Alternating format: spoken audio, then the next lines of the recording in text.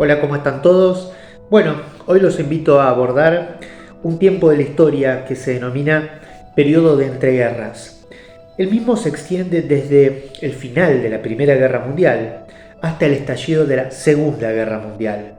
Será una etapa en la cual se irán desarrollando e irán ascendiendo los totalitarismos en Europa. Se producirá la caída de la Bolsa de Valores en 1929, ¿sí? Repercutiendo a modo de caída de dominó en todo el mundo. Y por supuesto se irá gestando ese germen que va a hacer eclosión, ¿sí?, hacia fines de la década del 30 para dar comienzo a la Segunda Guerra Mundial.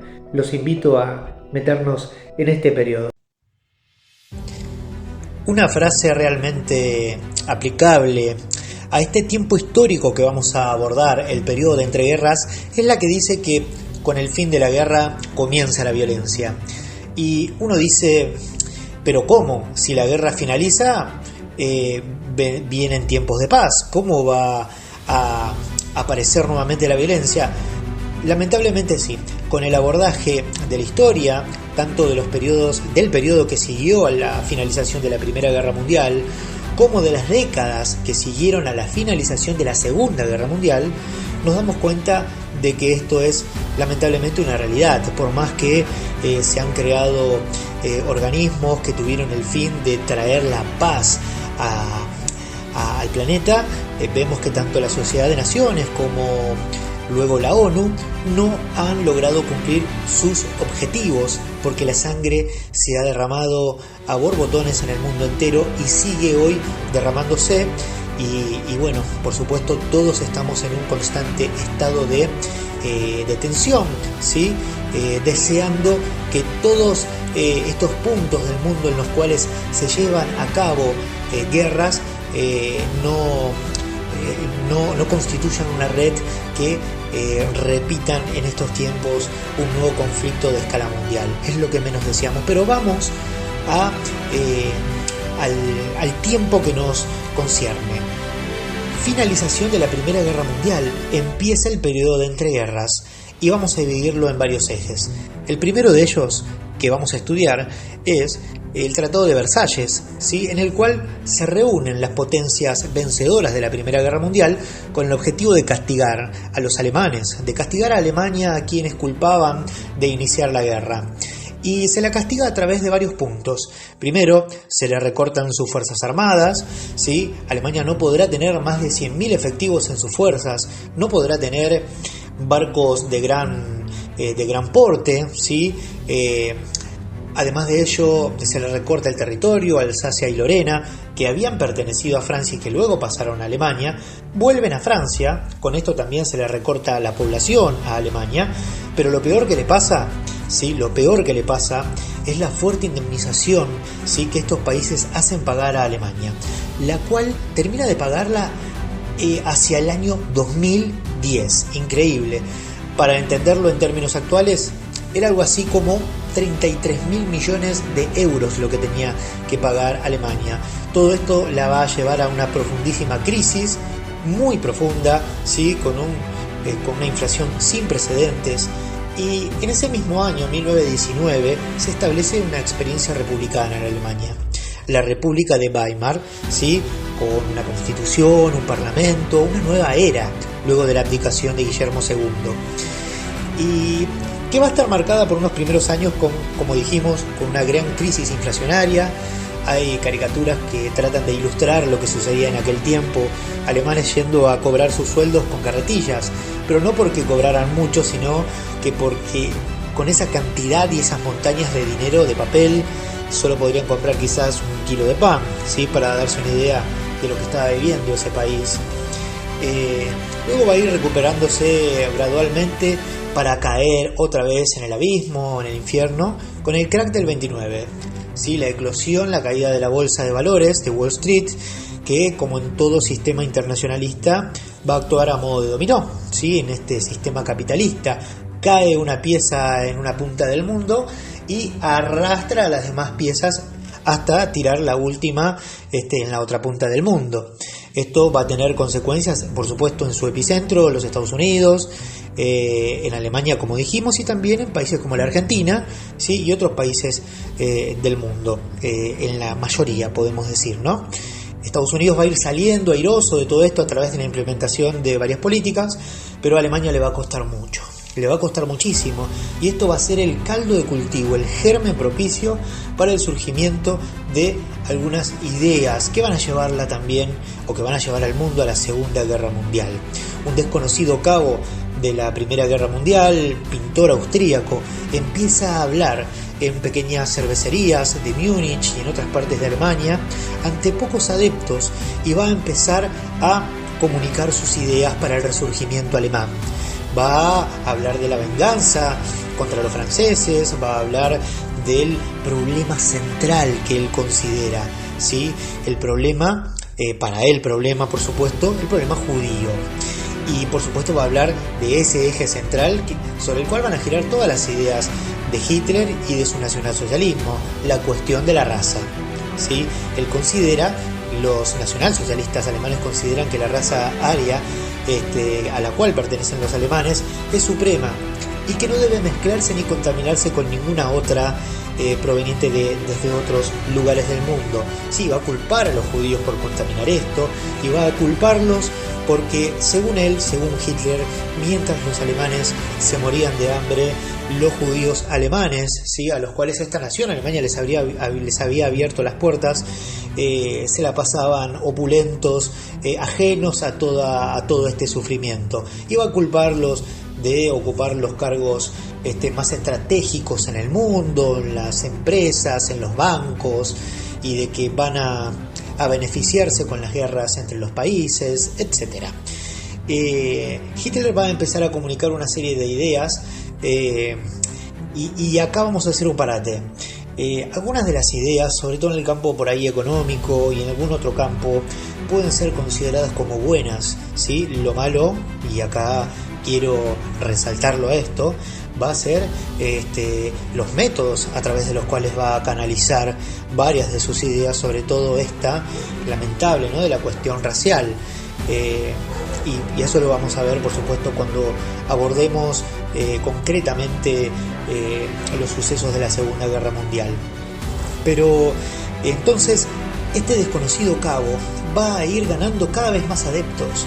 A comienzos de la década del 20 va a intentar un golpe de Estado, un putsch, el cual va a ser desmantelado, a través del cual va a ir a la cárcel, ¿sí?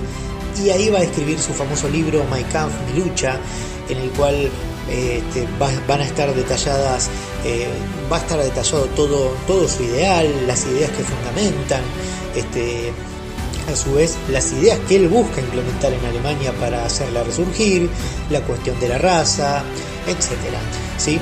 Y esto va a convertirse como una especie de libro sagrado para sus seguidores. Y aunque va a la cárcel, y aunque en principio no logra trepar en el escenario político alemán, a partir de 1933 va a convertirse en el Führer alemán, ¿sí?, canciller, y va a dar rienda suelta a todo su plan de venganza y a todo el plan que tiene para hacer resurgir a Alemania. Por supuesto, todos sus métodos van a desencadenar, ¿sí?, la Segunda Guerra Mundial. Pero vamos a analizar también otros puntos del mundo, uno muy ligado al nacionalsocialismo alemán, el caso italiano. En Italia, desde principios de la década del 20, gobernaba Benito Mussolini, ¿sí?, quien tenía un pasado, un origen socialista, pero que ahora despotricaba contra ellos, ¿sí?, y que hablaba, exaltaba el pasado y buscaba traer nuevamente a Italia la gloria del antiguo imperio romano. Entonces sus ideas van a estar, será el precursor del fascismo, ¿sí? Van a estar fundadas sobre un férreo nacionalismo, una fuerte presencia del Estado, un unipartidismo, ¿sí?, y un montón de otros elementos que hacen a este régimen muy, pero muy, que lo van a ligar mucho luego a lo que vamos a ver con Alemania. Pero en principio tenemos que marcar que Hitler incluso admiraba a Mussolini, se dice que le escribía cartas, ante las cuales él no respondía, pero que luego vamos a ver que debido al crecimiento de Hitler, luego Mussolini terminará varios escalones debajo en cuanto al escenario geopolítico, ¿no? Incluso Hitler lo rescata de la prisión en los Alpes, ¿sí?, en la cual va a encontrarse Mussolini durante el desarrollo de la Segunda Guerra Mundial, ¿sí? Pero como dijimos, esto lo vamos a ver en otro apartado. Así que Mussolini busca restaurar esa vieja gloria italiana y va a pelear al lado de Hitler durante la Segunda Guerra Mundial también, ¿no? Y no olvidemos también el caso ruso, ¿sí? Rusia, que había tenido su revolución, ¿sí?, con los bolcheviques, ya en 1917, ¿sí?, en 1918 va a encontrarse muy pero muy caldeado el tema. Los zares ya no estaban en el poder, siglos, ¿sí?, de este sistema monárquico habían sido tirados abajo, los bolcheviques intentando instaurar ese socialismo que lo llevara al comunismo. Y vamos a ver que si bien inicialmente el hombre más importante fue Lenin en Rusia, que ahora se llama la Unión Soviética, Joseph Stalin sí va a ser quien va a conducir con mano de hierro durante décadas hasta su muerte a principios de la década del 50, desde principios de la década del 20, los destinos de la Unión Soviética. Y también, por supuesto, todo aquel que no pensara igual, todo aquel sospechado de ser espía o de ser algún infiltrado era mandado a un gulag, a un campo de concentración o de reeducación o de trabajo forzado en Siberia, o simplemente era eliminado. Así como también estableció diversas purgas que se llevaron la vida de millones, como el Holodomor, ¿sí?, llevado a cabo también con millones y millones de muertos. Entonces, vemos que todas estas personas, ¿sí?, porque esto lo recalco, quizás muchas veces, como lo digo en las clases, todos conocemos la historia de Hitler y las atrocidades tanto de la Segunda Guerra Mundial como las atrocidades que llevaron a cabo Hitler y otros para llevar a cabo sus planes, pero quizás no todos conocemos también las atrocidades llevadas a cabo desde otro plano, ¿sí?, en este caso desde el socialismo. Tanto Stalin como, y esto lo vamos a ver también en otro apartado, Mao Zedong, van a llevarse muchísima gente, lamentablemente. Entonces vemos que el terror no difiere, ni con, no le importa si es de izquierda o si es de derecha, si es capitalista o socialista o comunista. Todos han derramado sangre. Yo siempre expreso una frase: no pueden contarse las bombas tiradas por el capitalismo, pero tampoco puede contarse o cuantificarse la sangre derramada por el socialismo. Pero aún siendo tan distintos, tanto la Unión Soviética socialista como los Estados Unidos, ¿sí?, Francia, las potencias occidentales como Gran Bretaña, lucharán unidos, ¿sí?, para vencer al nacionalsocialismo alemán, que a su vez también va a tener sus amigos, ¿no?, que van a ir con ellos en la Segunda Guerra Mundial. No quiero olvidarme también del caso de Japón, ¿sí?, quien va a pelear del lado alemán y va a ocasionar muchísimos dolores de cabeza durante la Segunda Guerra Mundial a los Estados Unidos, quien finalmente va a doblegarlo a través del lanzamiento de 2 bombas atómicas que se van a llevar la vida en su conjunto más o menos entre 200.000 personas. Por último, el caso español, ¿sí?, que tenemos que analizar. Luego, en este periodo, la dictadura de Primo de Rivera, la Guerra Civil Española, que se desencadena en 1936 entre republicanos y parte del ejército, ¿no?, la cual va a ganar Francisco Franco y a través de la cual va a desarrollar su gobierno a lo largo de décadas también, ¿no?, hasta su muerte en la década de los 70.